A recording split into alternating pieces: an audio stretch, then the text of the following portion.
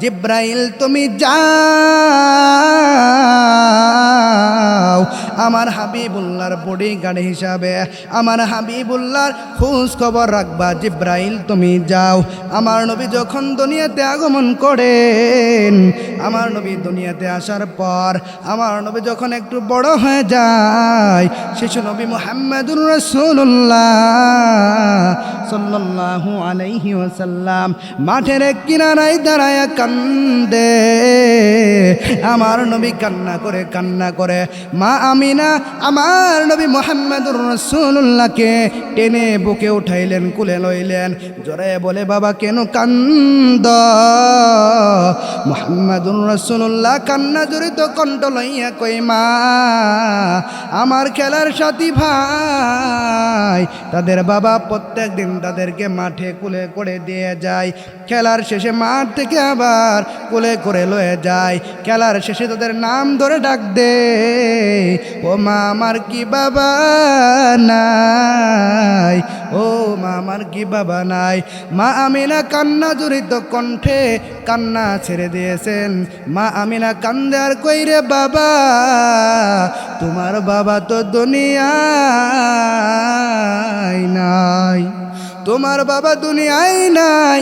মা আমিনাকে এবার শিশু মুহাম্মদুর রাসূলুল্লাহ বলেন বাবা ও মা আমাদের বাবার কবরে লয়ে যাও, বাবার কবরে যাইয়া বাবার কবরটা একটু জিয়ারত করে আসি।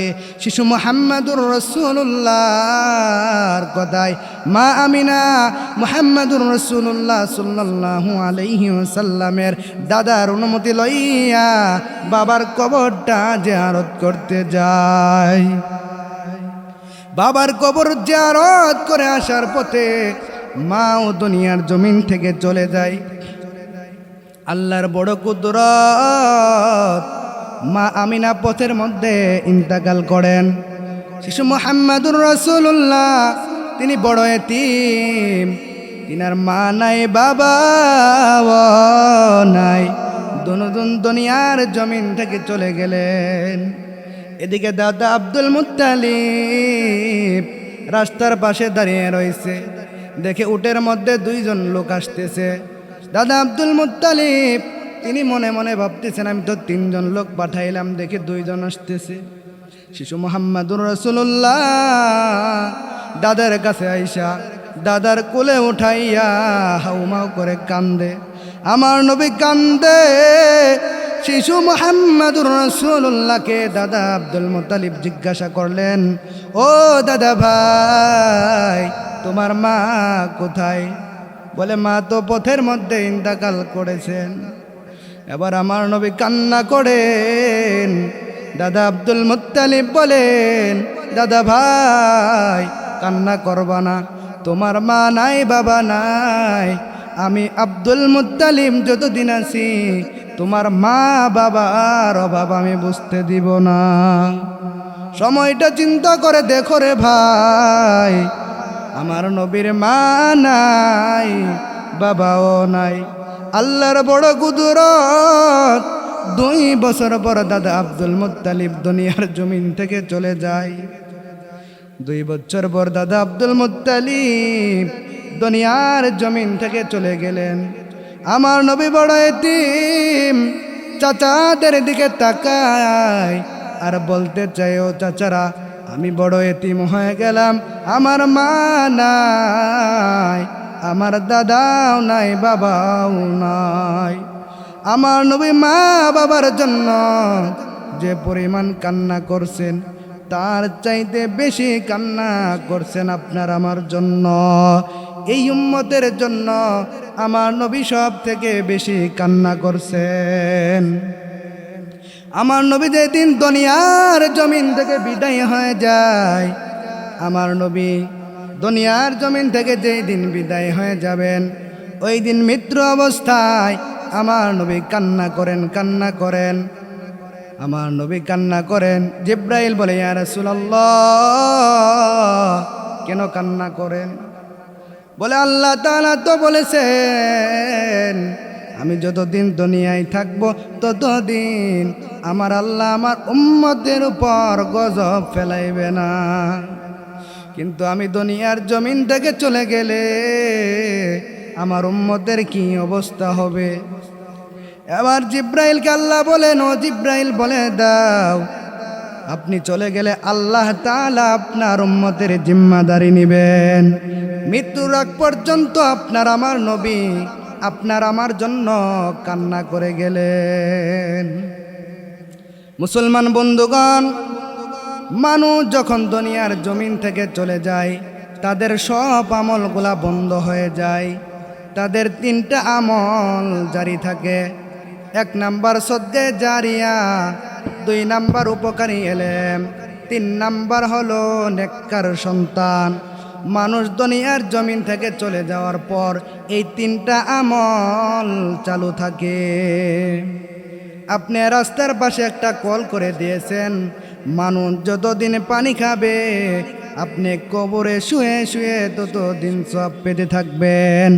মসজিদে একটা ফ্যান লাগিয়ে দিয়েছেন, মাদ্রাসায় একটা ফ্যান দিয়েছেন, ছাত্ররা যতদিন বাতাসকে এলেম অর্জন করবে আপনি এই বাতাসকে এলেম অর্জন করার কারণে আপনার কবরে কিয়ামত পর্যন্ত সওয়াব যেতে থাকবে।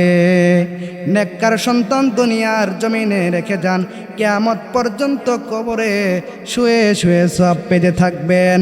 আল্লাহর কালাম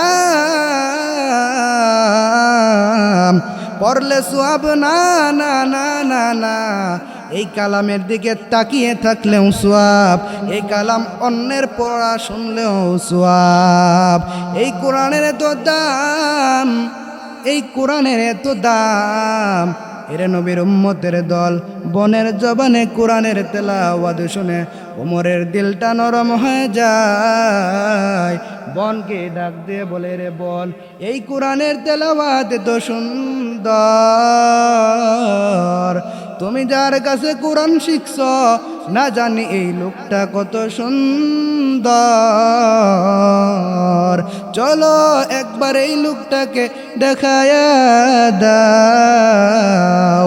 এবার হযরতে ওমরের ভগ্নিপতি খুবাইব আল্লাহর নবীর দরবারে রওয়ানা। এই সময় আমার নবীর চতুর্পাশে শত্রু, আবু লাহাব নাই, খাদিজা নাই, আমার নবীর চতুর্পাশে শত্রু। আমার নবী সাহাবায়ে কেরামকে তালিমে মশগুল ছিলেন। একজন দেখে যে ইসলামের দুশমন ওমর আসতেছে, আল্লাহর নবীকে ডাক দিয়ে কই, নবীজি ইসলামের দুশমন ওমর আসতেছে, একবার অনুমতি দেন তাকে ধরে ফেলব। আল্লাহর নবী বলে, ও ভাই, তোমরা তাকে কিছু বলবা না, রাস্তা করে দাও, রাস্তা করে দাও, তোমরা তাকে কিছু বলবা না। ওমরকে আমার কাছে আসতে দাও, ওমরকে আমার কাছে আসতে দাও। ওমর আমাকে মারার জন্য আসে না, ওমর আসে সে নিজে মরার জন্য। আমার আল্লাহ আমাকে জানিয়েছেন এই কোরআনের তেলাওয়াত এত সুন্দর, কোরআনের তেলাওয়াত এত মধুর। এই কোরআনের পাগল হইয়া কাফের মুশরিকরা দিনের পথে আসছে, রাসূলের কালিমা গ্রহণ করছে, কোরআন গ্রহণ করছে। হে মুসলমান, আল্লাহর রাসূল সাল্লাল্লাহু আলাইহি ওয়াসাল্লাম বলেন, তলাবুল ইলমি ফরিদাতুন আলা কুল্লি মুসলিম। আল্লাহর হাবিব নবী মুহাম্মদুর রাসূলুল্লাহ সাল্লাল্লাহু আলাইহি ওয়াসাল্লাম বলেন, প্রত্যেকটা মুসলমানের জন্য সর্বপ্রথম কোরআনে কারীম শিক্ষা করা ফরজ। এই পৃথিবীর জমিনে সব থেকে ভালো মানুষ কে বলতে পারবেন? আল্লাহর হাবিব রাসূলুল্লাহ বলে দিয়েছেন, যেই ব্যক্তি কোরআন শিখে এবং শেখায় পৃথিবীর মধ্যে তারাই সব থেকে ভালো মানুষ।